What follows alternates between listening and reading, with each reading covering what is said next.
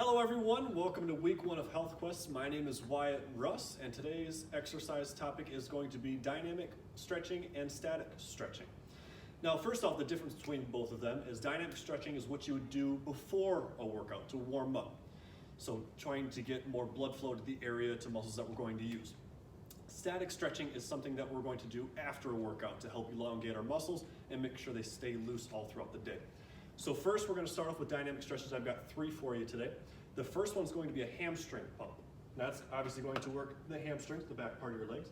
What you want to do is you want to get yourself in a stance like this. We are going to try to get our pelvis anteriorly tilted, so the front bones are going to shift forward, kind of arching that back, if you can see that. And to get a deeper stretch, I need to get a little bit further, but our goal is to have the hands on the hips or on the front leg,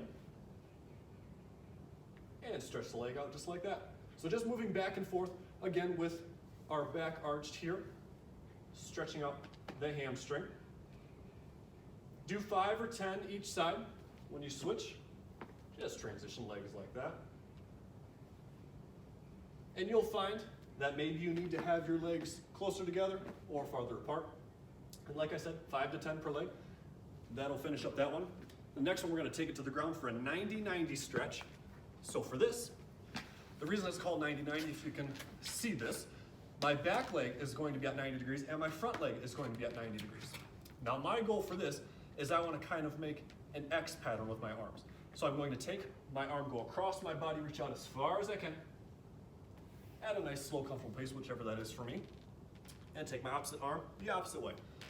Reaching across the body, so we're getting a little bit of compression on the hips and rotation through the core as well. And once you do 5 or 10 rotations of that, we're just going to flip sides.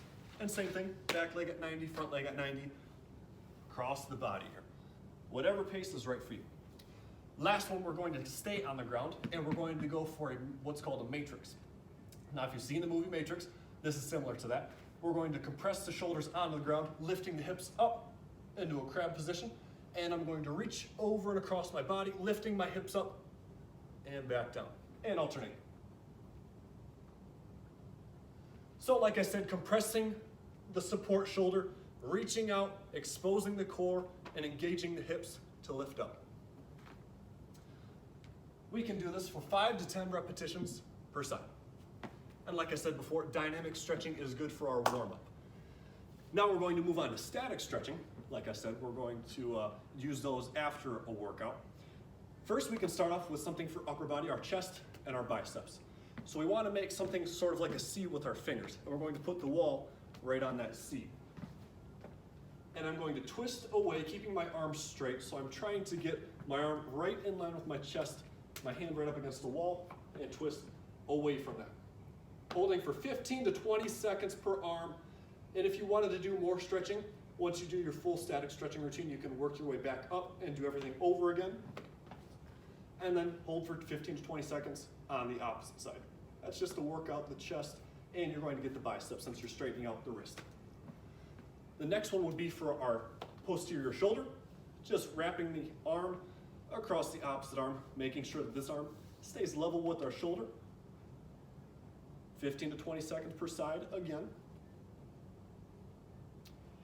Our next one is going to be for our hip flexors. So for that, we get something to cushion our knee. Put our knee down on the ground with our hips right over our knee. We're going to extend our leg out, making sure our chest stays upright, and sink the hips forward. So I'm keeping my arms straight just to make sure my chest stays upright. And again, 15 to 20 seconds per leg. Once I'm done with that, I just transition my little cushion over, because if you don't use a cushion, this could be a little strenuous on your knee.